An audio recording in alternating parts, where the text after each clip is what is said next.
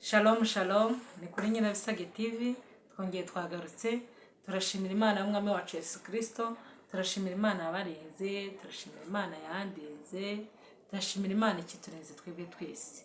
Abari kure n'abari hafi, abari hirya no hino ku isi hose, Imana yarabarinze, inshuti zanjye, abavandimwe, ni ukuri Imana yarakoze kubana nawe, yabitayeho, yatugiriye neza. Imana yarakoze. Tugiye kuganira nanone ariko reka mbanze nshimire. Nongeye kandi gushimira inshuti zanjye zikora subscribe, zikora like, comment ndetse na share. Mwagize neza ko bana natwe. Ni kuri tuzakomeza tubashimire. Jewe ndavuga nti mbahorane kandi namwe mumporane. Duhorane na twese. Umporane nanjye nguhorane. Kuko ni byiza. Ndasuza inshuti zanjye, ababyeyi, bagenzi banjye, abantu twabyirukanye mu tukiri urungano, n'ubu tukiri urungano, abakiriho, no kuri Imana turayishimiye kuko Imana yakomeje turinda, Imana yacu yakomeje kutwitaho. Rero tugiye kuganira. Aho uri nawe nubishaka uzandike muri comment utubwire uti hano hasi byari kuvugwa gutya, se wari kubigenza gutya, ariko tugiye kuganira. Hano nukungurana ibitekerezo. Ntabwo ijambo ry'Imana ntabwo ari ijambo umuntu apfa kuvuga gusa, oya. Ni ikintu gikomeye. Kandi ribamo steps nyinshi cyane. Uko umuntu yasobanura kose biterwa nuko umutima wawe washatse kubisobanura uwo munsi. Kandi ndabizi neza ko inshuti zanjye, abavandimwe banjye muri kunyurwa nuko tuganira.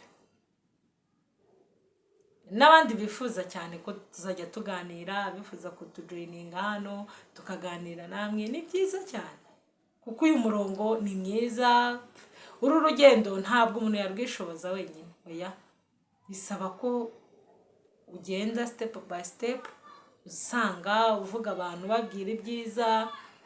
Wabona hari n'abari gukora ibibi nabo kababwira, kuko hari igihe umuntu ava mu bibi akajya mu byiza. Si byiza ko abantu basubira inyuma. Ni byiza ko abantu bakomeza gutera imbere. Tugiye kuganira. Nawe hasi muri comment watubwira ukatubwira uti nanjye nabigenza gutya, se navuga gutya. Tugiye kuganira mu gitabo cy'imigani. Iki gitabo cy'imigani cyanditswe n'umukozi w'Imana witwa Salomo. Salomo yari umunyabwenge cyane. Nkeka ko mu babayeho n'abazabaho nta munyabwenge nka Salomo. Oya, nta wundi baratubwira. Niba mutubwira ubwo tuzava kuri Salomo twimukire kuri runaka. Ariko mu by'ibi bihe Salomo yari umunyabwenge. Impamvu Salomo yari umunyabwenge, yagiye avuga amagambo menshi y'ubwenge. Hari ahantu yavuze mu migani, wenda ngiye mbikurikiranyije, aravuga ngo kubaha Imana ni ishingiro ry'ubwenge. Kubaha Imana ni ishingiro rya byose. Uwo ni Salomo wabivuze. Kubaha Imana ni urufatiro rw'ibintu byose. Kubaha Imana ni urufatiro rw'imibereho yacu y'uyu munsi. Kubaha Imana bituma umunyeshuri atsinda. Kubaha Imana bituma aho wicaye mu kazi bigenda neza. Kubaha Imana bituma muri business yawe bigenda neza. Kubaha Imana bituma mu rugendo ugiye kugenda, urugendo rusohoza amahoro. Kubaha Imana mu biganiro urimo kuganira n'abandi bigira aho bibakura n'aho bibageza. Kubaha Imana ni ishingiro. Salomo wabivuze, nanjye ndabibabwiye. Kubaha Imana bavandimwe ni ishingiro ry'ibintu byose. Uyu munsi wa none ushobora kubaha mugenzi wawe, ukamwubaha kuko hari icyo umwubahiye. Ukamwubaha kuko ari umutunzi, wowe wenda uri umukene, ukamwubaha kuko hari icyo umushakaho. Ariko ntibibi byo ngo twubaha abantu kuko hari inyungu tubakeneyeho. Oya, twubaha abantu tubikuye ku ndiba y'umutima. Tugire ikinyabupfura. Twubahe. Ko Salomo yarubahaga. Nawe impamvu yavuze ngo kubaha Imana ni ishingiro rya byose, nuko muri we yabanje kwiyubaha. Nuko muri we yabanje no kubaha. Kugira ngo ujye kubwira umuntu amagambo meza, nuko hari ibyo nawe uba ufite muri wowe. Nababwiye ko ntazaza kuri iyi mihanda ngo nze kubabwira ibintu bibi, ngo mbabwire ngo gutya na gutya ngo mbakomeretse imitima, oya, nzababwira ibyiza byururutse imitima. Kuko Bibiliya ijambo ry'Imana riravuga ngo yemwe abarushya n'abaremerewe nimunsange ndabaruhura. Hari abantu benshi batari bamenye uyu mukiza, hari abantu benshi batari bamenye ngo kuruhuka ni iki, hari abantu benshi batari bamenye ngo ese koko kubaha Uwiteka ni ishingiro ry'ubwenge, ese kuva mu byaha niko kujijuka. Ariko uyu munsi wa none nyemerere dusangire, nyemerere tuganire. Kubaha Uwiteka ni ishingiro rya byose. Kubaha Uwiteka bituma umuntu ava ku rwego rumwe akagera ku rundi. Kubaha Uwiteka, ese waba umwubaha? Turi kuganira, ese waba umwubaha? Ese muri gahunda zawe zose, ese mu byo ukora no mu byo ugenderamo, ese mu kuvuga waba wubaha Uwiteka? Ndakubwira nibwira, waba umwubaha. Ariko ikidukwiriye twese ni ukubaha Uwiteka. Twavugaga imigani ya Salomo, ariko hari igice ngiye gusoma kugira ngo dukomeze dusangire namwe iri jambo. Igice cya Salomo, hari ukuntu Salomo ajya bivuga neza akagenda atwungura ubwenge muri ubu buzima, akagenda atwungura ubwenge muri ubu buzima, akatwigisha kubana n'imbaga nyamwinshi, akatwigisha kubana n'abantu bakeya, akatwigisha uko wabana na sosiyete ngari, akatwigisha mbega ubwenge. Iki ni igitabo cy'imigani cyuzuyemo ubwenge bwinshi bw'umwami Salomo. Tuzagira umwete wo kubana n'abantu bose amahoro n'uwo kwezwa, kuko utejejwe atazabona umwami Imana. Tugire ubwenge bwo kuba muri iyi si, tugire ubwenge bwo kubana n'inshuti zacu, tugire ubwenge bwo kubana n'abavandimwe, tugire ubwenge bwo kuba mu miryango. Twe kuzajya dupfa gusohora amagambo yose avuye mu kanwa kacu ngo twumve ko anejeje buri wese. Oya, tuvuge ibyururutse imitima abantu. Twe kugira ishyari bavandimwe, twe kugira ishyari, twe kubihiriza abandi, tubabwire ibinezeza imitima, ariko tubabwire ko kubaha Uwiteka. Ntabwo navuga ibibanezeza nanjye ntanezerewe, ariko impamvu ndi kubabwira ibibanezeza nuko nanjye numva nezerewe.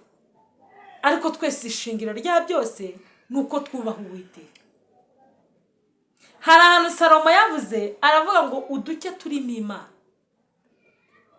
turaruta byinshi cyane birimo impagarara. Ese muri kureba muri ino si iyo tugezemo ukuntu abantu bari gushaka kurya byinshi cyane ariko birimo impagarara? Muri kubona ukuntu abantu bari gushaka kubaho neza bakabaho mu mpagarara mu mitima yabo, kandi hari duke turimo Imana? Ese mwaretse tukubaha Uwiteka, mukareka tukagendana n'Uwiteka? Uwiteka akaba ari uyobora imigenderere yacu, akaba ari uyobora inzira zacu tunyuramo za buri munsi, akaba ari uyobora intambwe z'ibirenge byacu. Uwiteka akaba ari we shingiro ry'ubuzima bwacu. Mwaretse tukamwubaha? Uwiteka niwe shingiro ry'ubwenge, kandi kuva mu byaha nicyo kuko kujijuka. Ndabinginze bavandimwe bawe, mureke turye dukeya turimo Imana. Ibyinshi birimo impagarara tubyihorere. Ushobora kwirukankira byinshi ukabura na bya bindi bike wari ufite. Ariko Salomo we yabivuze neza ngo duke turimo Imana turaruta byinshi cyane birimo impagarara. Hano hanze hari abantu benshi barimo kurya ibintu birimo impagarara, biri kubahagama. Mureke turye dukeya dufite amahoro. Tunga abo ushoboye kugaburira. We kugwiza ibintu bidafite icyo we kugwiza ibintu bikugwiriza ibibazo. Bana na bike bigufitiye umumaro. Egeranya bike byawe bitazagutera stress. Nibyo byiza. Reka gupromisinga abantu ibintu utazabakorera. Oya, wibwira umuntu ikintu utazamukorera ngo kikubera umuvumo kuri wewe wakivuze. Bwira umuntu ikintu gito uzabasha no kumukorera, kandi iyo ugikoze uba wubashye Uwiteka. Mwe kureba abantu amaso mabi, mwe kurebana amaso y'ubwibone. iki gitabo kirabivuga, igitabo cy'imigani. Mwe kurebana amaso y'ubwibone mu maso yanyu ngo murebane ubwibone. Turi abakristo, turebana amaso meza. Umuntu naza kugana we gukingaho urugi, we gukinga urugi muvandimwe. Kingura urugi urebe icyo umuntu agukenereyeho, urebe icyo umuntu agushakira. Ahari igisubizo kuri we cyaba ari wowe, igisubizo cy'uriya muntu cyaba ari wowe.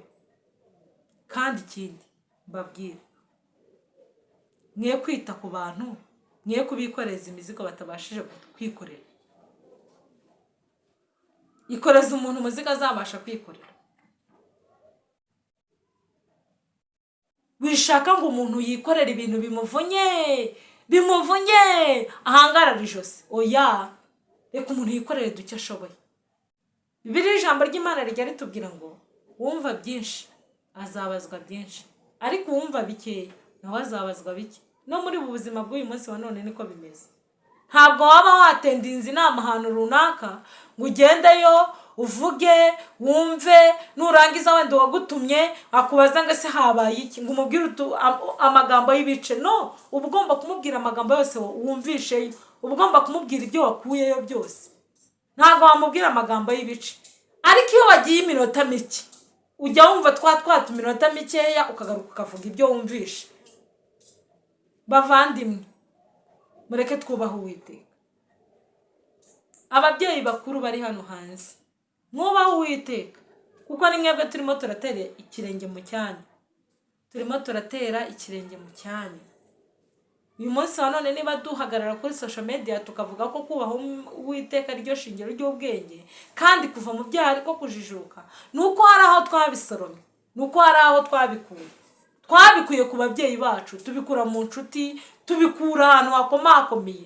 Niryo shingiro ry'ubwenge, kandi nibihamya kuko twarabibonye ko bubashye Uwiteka bikagira aho bibakura naho bibageze. Ese muri iki kinyejana, wenda tuvuge muri 2024, ubu ngubu urimo kubaha Uwiteka nk'uko bikwiriye? Ese iyo baguhaye ikintu runaka ngo ugire abantu kigezaho, ujye ukibagezaho neza ku buryo Imana ikurebye muri iriya shusho yabona koko wayubashye?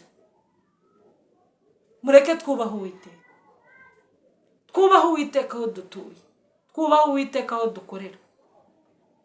We kuba umutwaro kuri mugenzi wawe, we kubona mugenzi wawe ameze amashami yamugirira umumaro, we ngo ushake kuzana umuhoro ngo ukate ya mashami. Oya, reka ari amashami yamugiriye umumaro nawe agira icyo amugezaho.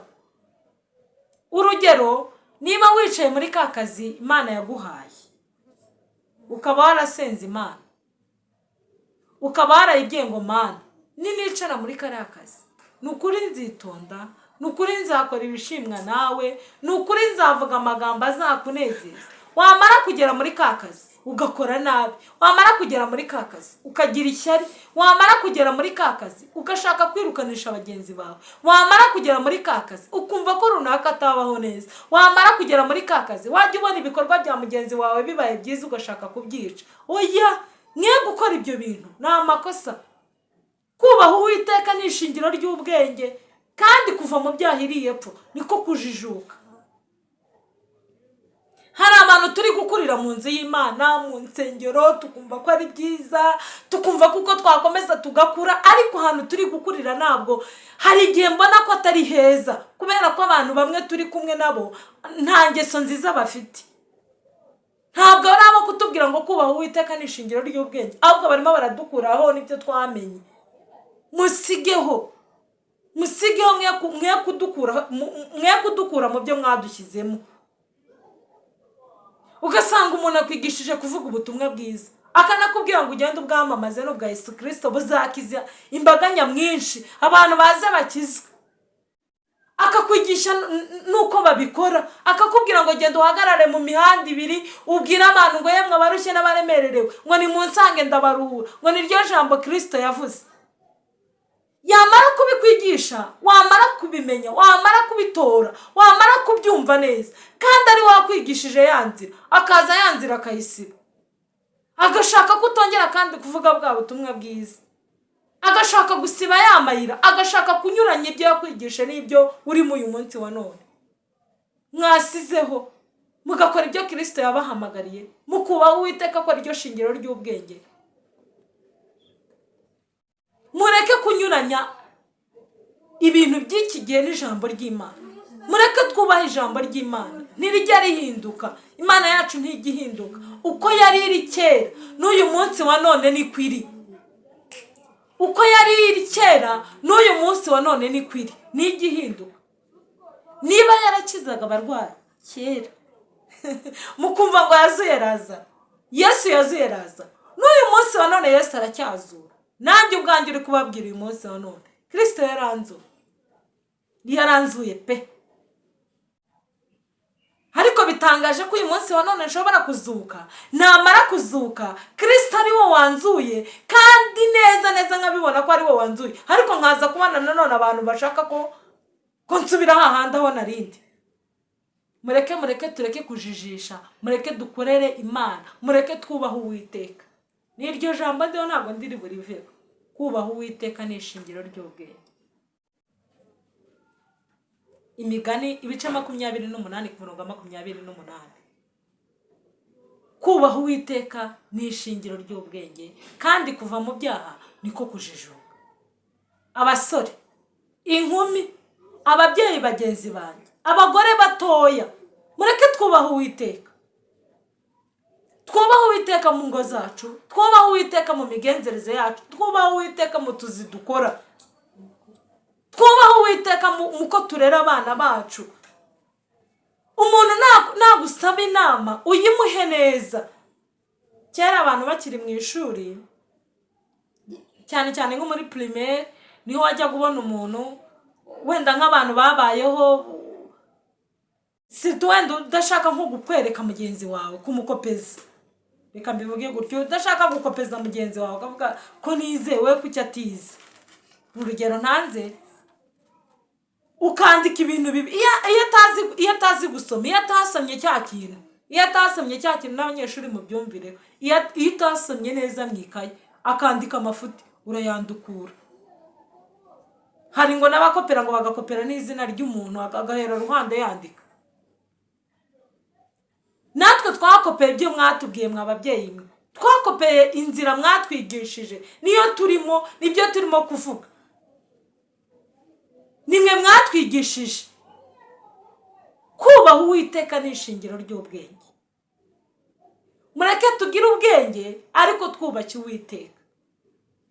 Abari hafi, abari kure, abari bugufi bwanjye, abo duhura umunsi ku wundi, abo tubana umunsi ku wundi, twubaha Uwiteka ni ishingiro ry'ubwenge, kandi kuva mu byaha niko kujijuka. Nibyo byonyine, niyo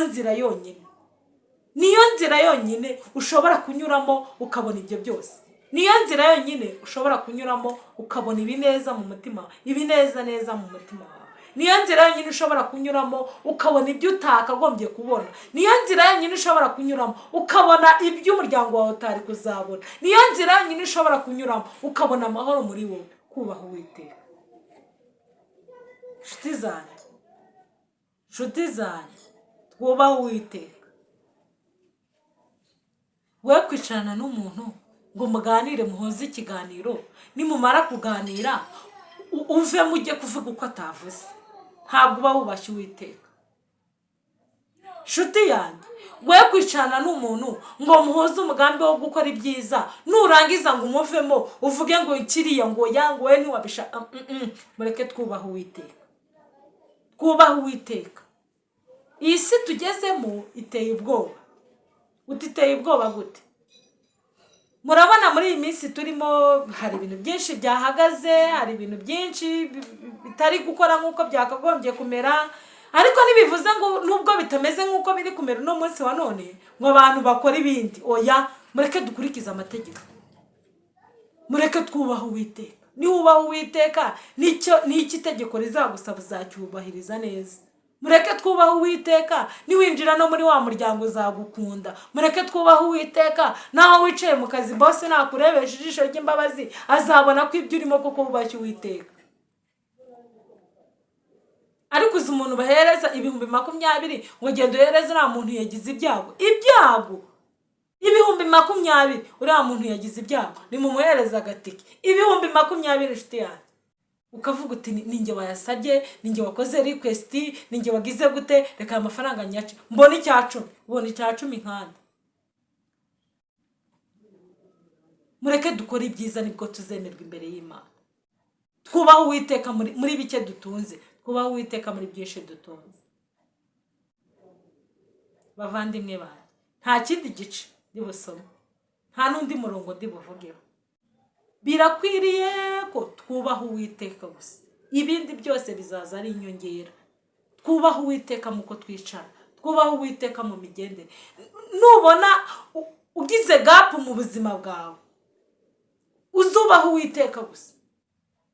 Nubona hari ibigeragezo n'inzitane bikujeho, bikwizingazingiyeho, bireke, byima amaso, ubaho Uwiteka.